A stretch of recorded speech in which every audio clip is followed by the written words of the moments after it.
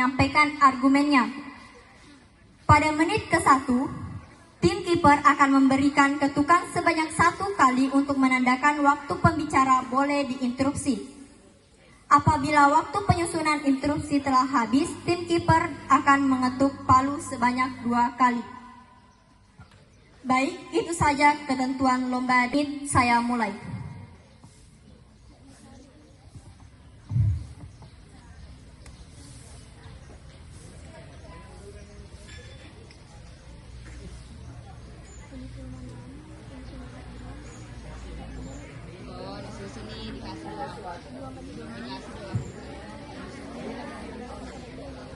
Kualitas pendidikan dasar. Kita sedang menghadapi generasi yang hilang akibat hilangnya interaksi pedagogis yang krusial bagi anak usia dini. Data dari Kementerian Pendidikan Kebudayaan Riset Teknologi menunjukkan bahwa setahun setelah pandemi, siswa kelas 1 SD mengalami kehilangan keterampilan literasi yang setara dengan 5 bulan belajar dan numerasi setara dengan 6 bulan. Ini adalah bukti nyata bahwa daring gagal menggantikan peran guru. Selain itu, laporan World Bank memproyeksikan kesenjangan skor PISA membaca antara siswa kaya dan miskin meningkat dari 57 poin menjadi 64 poin setelah pandemi. Rendahnya kualitas ini adalah dampak langsung dari sistem daring yang tidak bisa diakses secara merata, di mana jutaan anak kehilangan akses pendidikan karena kendala dari internet.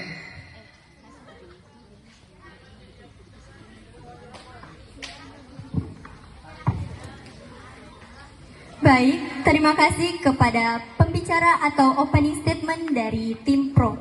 Saya lanjut ke opening statement tim kontra. Waktu dimulai dari kata pertama.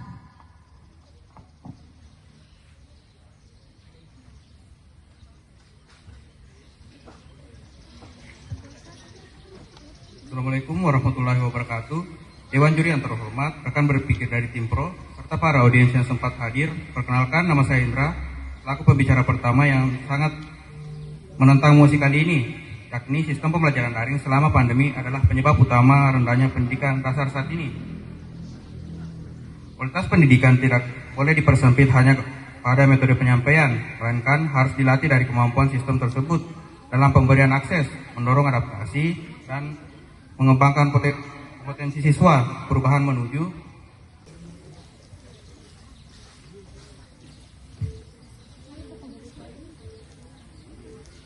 Bagaimana Anda mendefinisikan kualitas pendidikan sehingga Anda bisa menyimpulkan bahwa daring menurunkannya? Terima kasih. Dari tim kontra.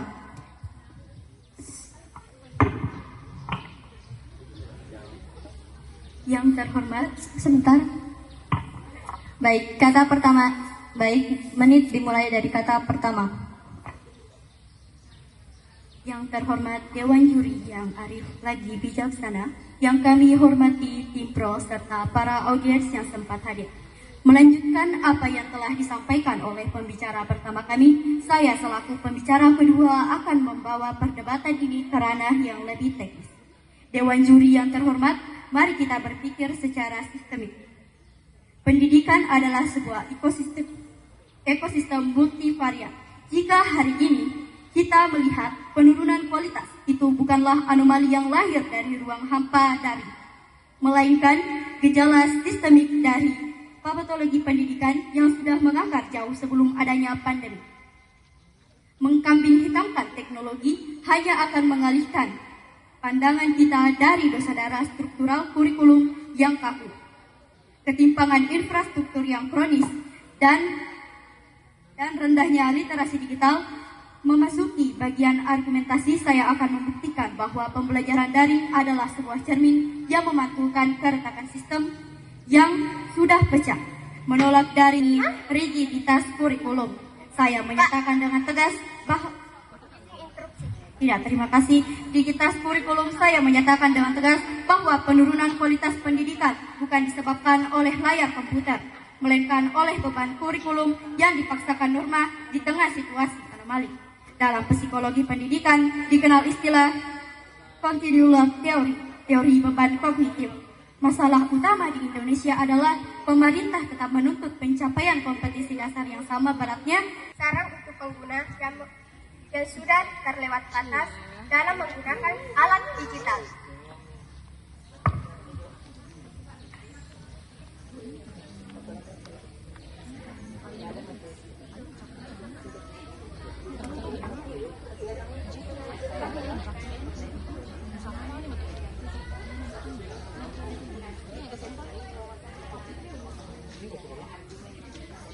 Baik, kita memang tidak bisa menghindari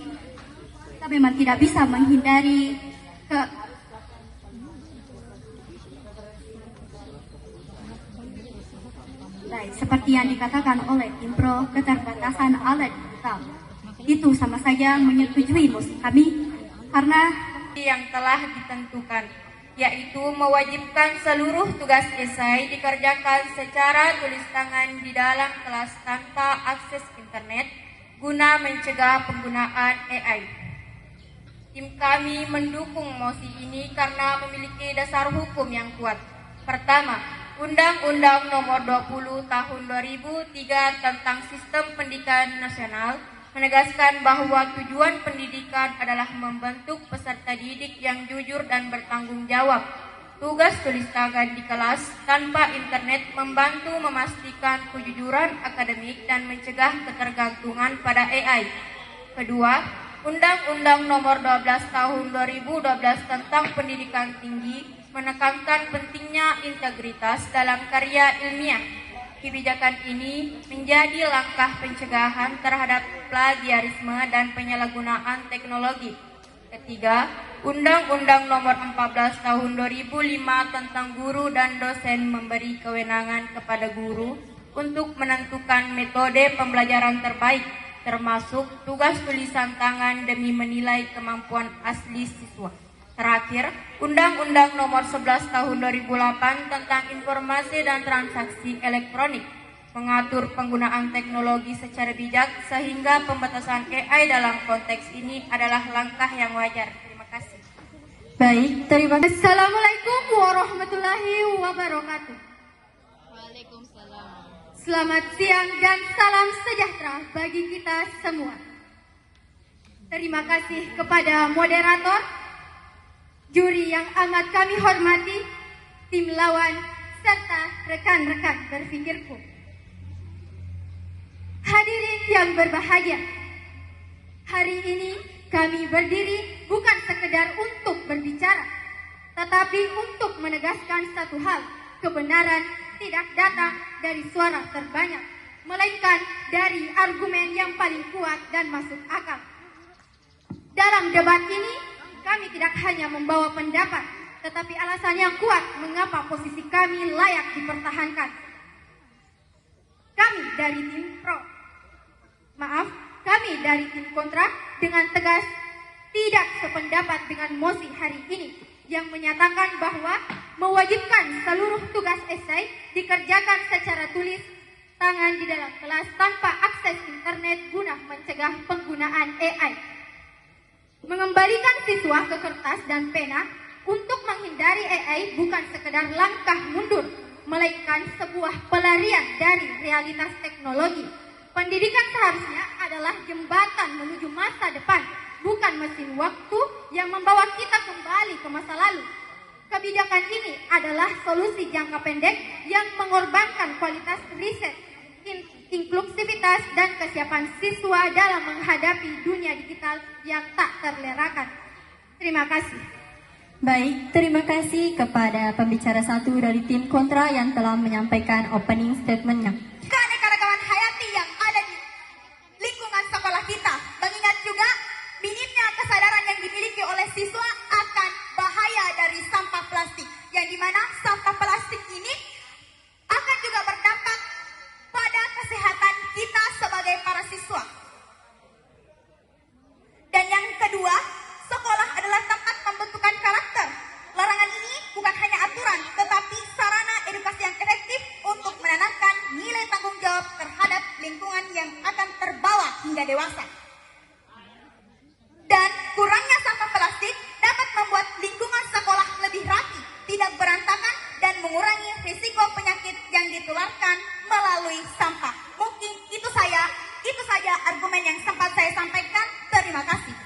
Baik, terima kasih kepada pembicara satu dari tim pro yang telah menyampaikan opening statementnya. Saya lanjut ke pembicara satu dari tim kontra untuk menyampaikan argumennya tentang mosi melarang total penggunaan plastik sekali pakai single use plastik di seluruh area sekolah tanpa pengecualian. Saya persilahkan. Waktu dimulai dari kata pertama.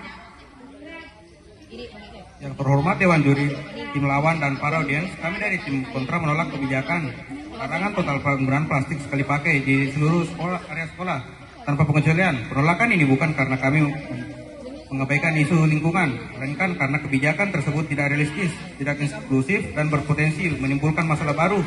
Tidak semua siswa memiliki kondisi ekonomi yang sama untuk menyediakan alternatif seperti tumbler atau kotak makan, sehingga pelarangan total justru dapat membebani sebagian siswa dan menciptakan ketidakadilan.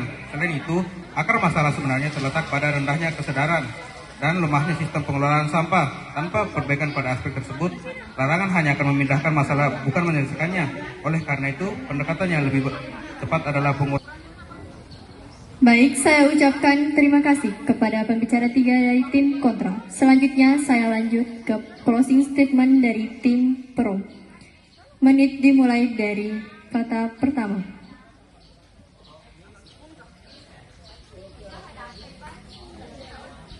Baik, Dewan Juri yang terhormat, tim kontra dan para audiens yang sempat hadir. Kami setuju bahwa sampah plastik adalah masalah. Permasalahan plastik sekali pakai bukan lagi tentang kenyamanan, melainkan tentang kelangsungan hidup. Plastik membutuhkan ratusan tahun untuk terurai, mencemari tanah, dan membunuh ekosistem laut kita.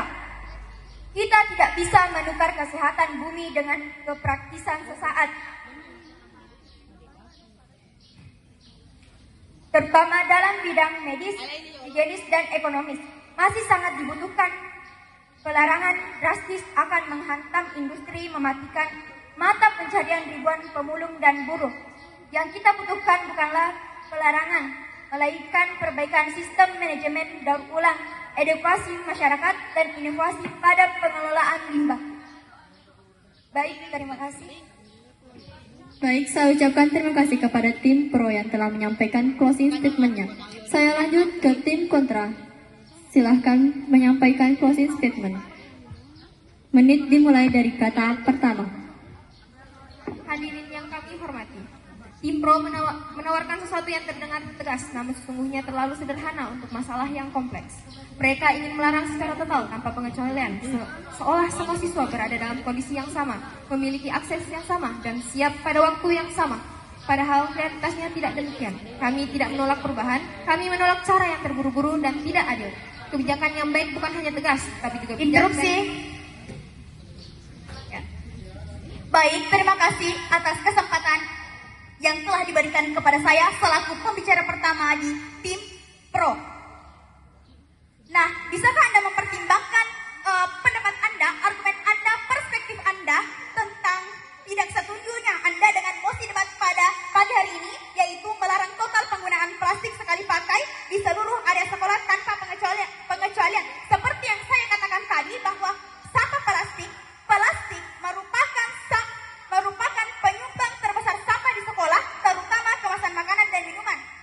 Nah, di sini dengan saya menegaskan argumen saya setuju dengan melarang total penggunaan sampah plastik sekali pakai di seluruh area sekolah tanpa pengecualian karena adanya metode zero waste lifestyle. Sebelumnya saya akan menjelaskan apa itu zero waste lifestyle. Zero waste lifestyle adalah gaya hidup yang bertujuan untuk meminimalkan produksi sampah agar tidak ada yang berakhir di tempat pembuangan akhir, dibakar atau mencemari laut. Nah, selain metode zero waste lifestyle ini, ada juga 3R, reduce, reuse, dan recycle, yang merupakan pengelolaan sampah yang efektif, mengurangi limbah, menghemat sumber daya, dan melindungi lingkungan. Mungkin itu saja interupsi dari saya. Sekian, terima kasih.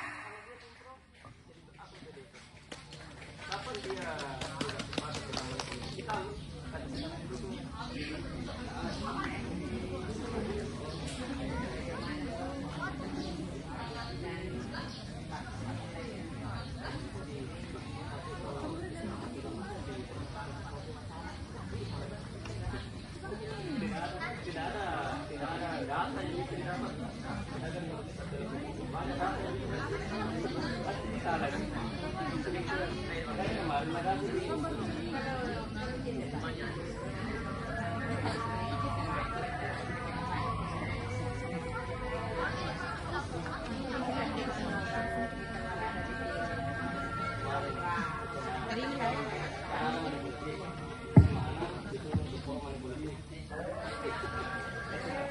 saya akan menjawab pertanyaan dari tim Pro. Kita tidak bisa langsung mengubah seluruh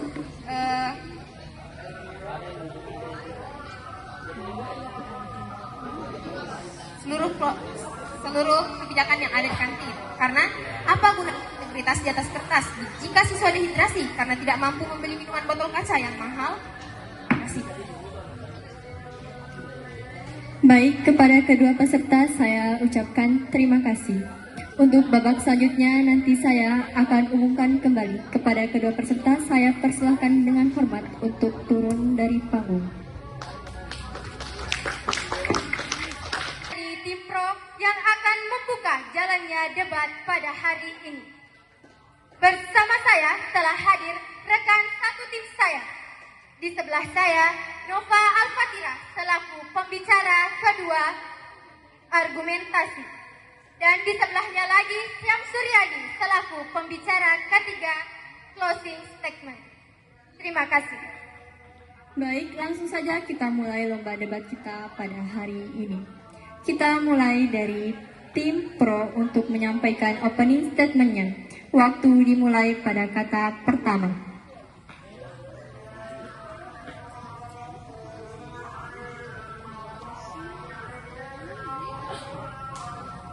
Assalamualaikum warahmatullahi wabarakatuh. Selamat siang menjelang sore. Salam sejahtera bagi kita semua. Terima kasih kepada moderator, Dewan Juri yang amat kami hormati, tim lawan, serta rekan-rekan berpikirku. Hadirin yang berbahagia, hari ini kami berdiri bukan sekedar untuk berbicara, tetapi untuk menegaskan satu hal, kebenaran tidak selalu datang dari suara terbanyak, melainkan dari argumen yang kuat dan masuk akal. Dalam debat ini, kami tidak hanya membawa pendapat, tetapi alasan yang kuat mengapa posisi kami layak dipertahankan. Kami dari tim Pro sangat setuju dengan mosi hari ini tentang pemberian hukuman kerja sosial seperti membersihkan fasilitas publik bagi siswa yang melakukan perundungan atau bullying alih-alih mengeluarkannya dari sekolah. Perundungan atau bullying merupakan salah satu masalah serius di lingkungan sekolah yang tidak hanya berdampak bagi korban, tetapi juga mencerminkan kegagalan dalam pembinaan karakter pelaku. Oleh karena itu, penanganan terhadap pelaku bullying harus dilakukan dengan cara yang tepat, bijak, dan berorientasi pada perbaikan, bukan sekedar hukuman yang bersifat memutus. Kami dari tim Pro dengan tegas mendukung mosi ini bahwa pemberian hukuman kerja sosial bagi siswa melakukan perundungan lebih efektif dibandingkan dianggap ringan oleh pelaku. Dalam beberapa kasus, perundungan justru tidak merasa jerah. Sebaliknya, pengeluaran dari sekolah memberikan konsekuensi serius yang menunjukkan bahwa tindakan perundungan tidak bisa ditoleransi.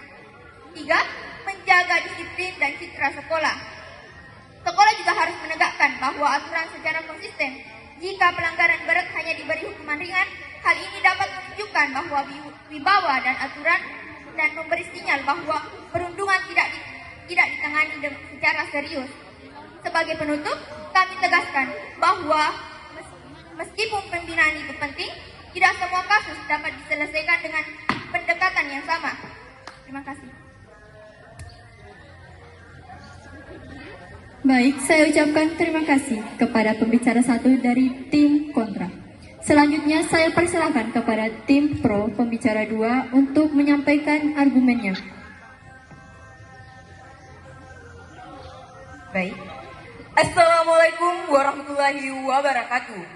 Selamat siang menjelang sore dan salam sejahtera bagi kita semua. Terima kasih kepada moderator, Dewan Juri yang amat saya hormati, dan tim lawan dan tim rekan-rekan kami dari tim Pro. Baik, argumen pertama, hukuman kerja sosial adalah bentuk pendidikan karakter yang nyata dan aplikatif. Hukuman kerja sosial tidak hanya memberikan konsekuensi atas kesalahan, tetapi juga menjadi sarana pembelajaran langsung bagi pelaku. Ketika siswa diminta membersihkan fasilitas publik, mereka belajar tentang tanggung jawab, disiplin, serta pentingnya menjaga lingkungan bersama. Proses ini menumbuhkan empati karena mereka merasakan secara langsung bagaimana kontribusi positif dapat mendapat pada orang lain. Berbeda dengan hukuman pengeluaran dari sekolah yang hanya bersifat memutus, kerja sosial justru memberikan pengalaman nyata yang membentuk kesadaran moral.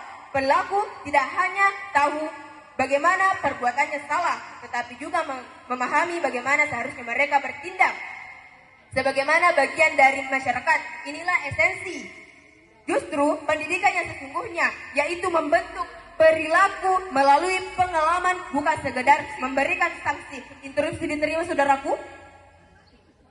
Terima kasih atas kesempatan yang diberikan. Jika terjadi ketidakadilan antara penderitaan korban dan hukuman yang diterima pelaku, bagaimana tim pro menjelaskan bahwa sistem tersebut tetap adil? Terima kasih.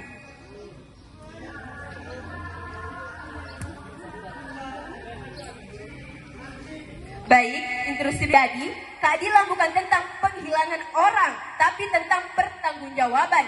Kami menerapkan protokol pemisahan fisik yang ketat di sekolah. Selain itu, melihat pelaku sedang menjalankan hukuman kerja sosial melelahkan, memberikan rasa keadilan yang tervalidasi bagi korban daripada memberikan pelaku menghilang tanpa tahu apakah dia menyesal atau tidak. Baik, saya akan melanjutkan argumen saya. Hukuman kerja sosial memberikan ruang bagi siswa untuk merefleksikan kesalahannya dan memperbaiki diri. Proses ini penting karena perubahan perilaku tidak secara instan, melainkan melalui pembelajaran dan pengalaman yang berulang.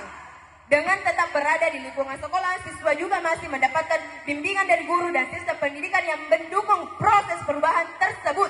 Dengan demikian, kerja sosial bukan hanya hukuman, tetapi juga investasi jangka panjang dalam membentuk individu yang lebih bertanggung jawab dan beretika. Terima kasih.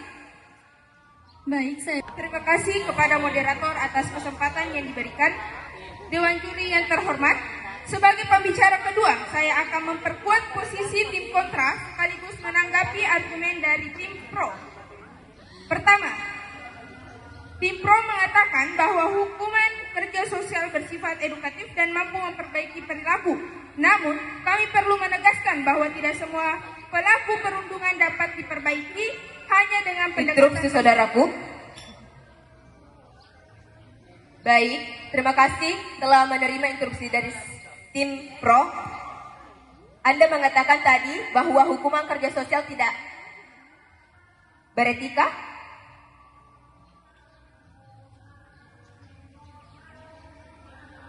Sedangkan saya tadi mengatakan hukuman kerja sosial tidak hanya memberikan konsekuensi atas kesalahan, tetapi juga menjadi yang tidak bisa masuk sekolah swasta lain. Bukankah ini diskriminasi terhadap masa depan mereka? Terima kasih.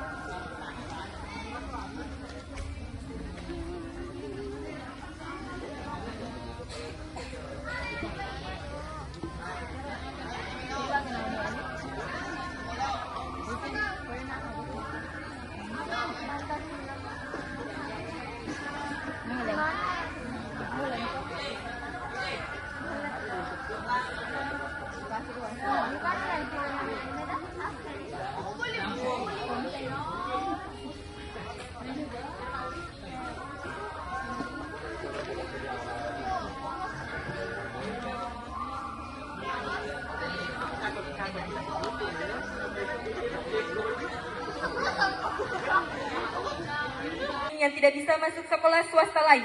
Bukankah ini diskriminasi terhadap masa depan mereka? Terima kasih.